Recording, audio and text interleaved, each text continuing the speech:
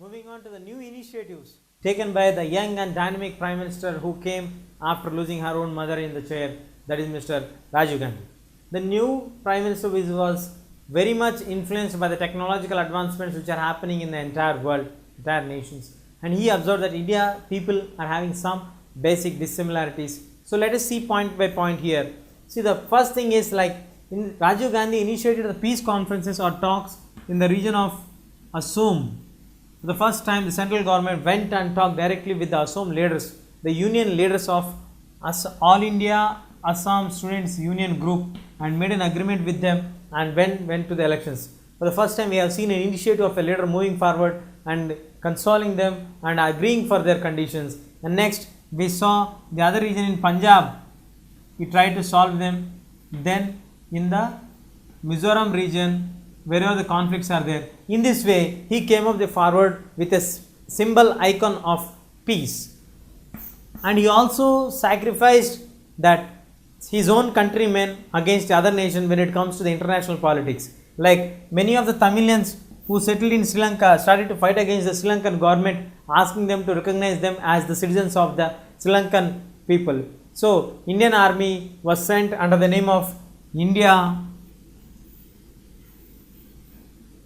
Peace Keeping Force. So IPKF was sent to Sri Lanka in order to restrain or to fight against Indian men, Tamilians, or in order to maintain peace in Sri Lanka. With this, he lost the support of the Tamilians, as well as after a certain period of time, he got the aggression or the argument saying that why is he influencing or involving in the internal matters of Sri Lanka. So Sri Lanka gave complaint in UN asking them to revoke or take back the Indian army. So in this way, his step which was taken as a peaceful measure was lost into a vain, and he has to withdraw the support of the Indian army towards the Sri Lankans, and he lost the support of the Tamilians also at this point of time. And later it was planned and he was assassinated by the LTTA group, the Liberation of the Tamil Tigers Eelam group, and he lost his life. And in this point of time, once upon a time when he is giving his speech, he made it a very clear statement that Indian development is not up to the mark. In India, there is a lot of corruption, or there are various levels. We have the issue of crubbing the money, the women, the Dalits, the scheduled caste, the scheduled tribes, the uneducated people, the labor people, the poor people are not getting the benefits which are marginalized by the central government.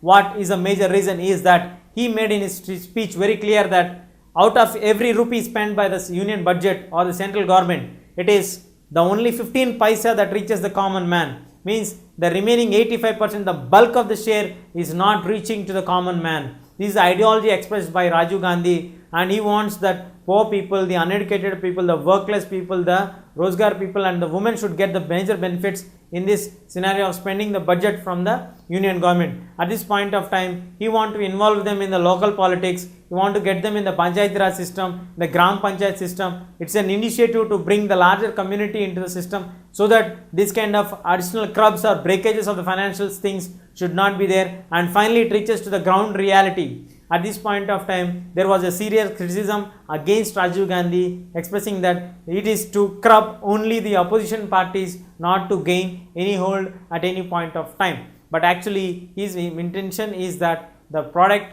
what he want to launch from there is not reaching to the common man. The money was not spent wisely. And in 1985, he came up with a new policy of the liberal policies. His initiative for the first time in the budget, the liberal policy was brought into the Indian context. There were no clear checks against that, and he also told that the Indian government should move on with the new initiatives rather than fixing them or stopping them, restricting them only to the old initiatives, so that we can get or attain development. For the first time, we got the liberalization policy talked or discussed in the nation from the 1985 budget, where he granted the liberalization policy for some of the abroad national companies. And later he brought the telecom revolution, and he was the first man to declare that India needs to cope up with the modern technology and the telecommunication system, the revolution what we are using, the laptops, the computers, the medicines, or the latest mobile equipments, and all these things,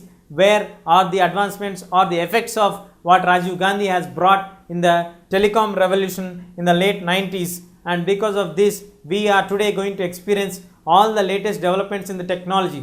He could be considered as a major broad who was a key initiative to bring technology to Indian nation and initiated the government to take key steps that everybody is ensured but we get telecommunication system involved in our nation. That is the reason why India today is in the key position in the telecommunication sector at this point of time. This policy was brought in late 1991, but the sad thing is that our Rajiv Gandhi was assassinated in a bomb in the election campaigning which was held in 1991, and we lost our great leader Rajiv Gandhi in Tamil Nadu, where we could not do anything much. So these were the new initiatives taken by Rajiv Gandhi, and we lost Rajiv Gandhi also in a tragedy. We'll discuss next.